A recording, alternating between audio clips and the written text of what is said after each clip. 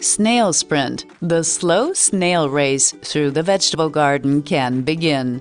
The game board is placed in the center of the table. The tin and podium are put in their place and all the snails are placed on the starting space. The race cards are shuffled and each player is dealt a face-down card. This card now shows which snails you must get to the podium to receive as many points as possible.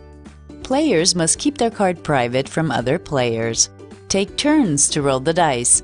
The symbols on the dice are found on the snail shells and on the path fields. Everyone works together to see which snail can go where.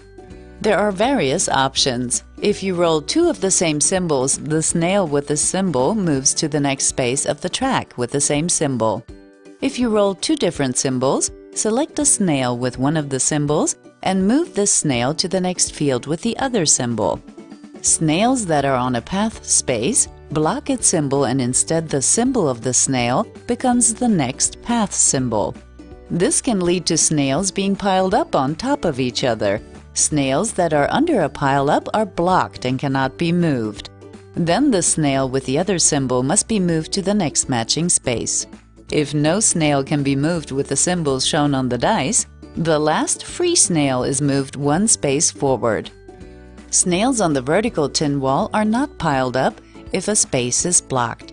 Instead, they may crawl over and proceed to the next space showing the symbol on the dice.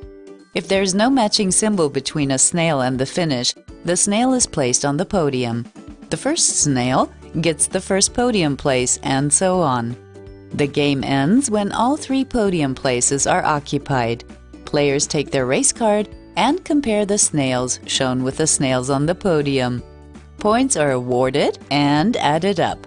The player with the most points wins the game.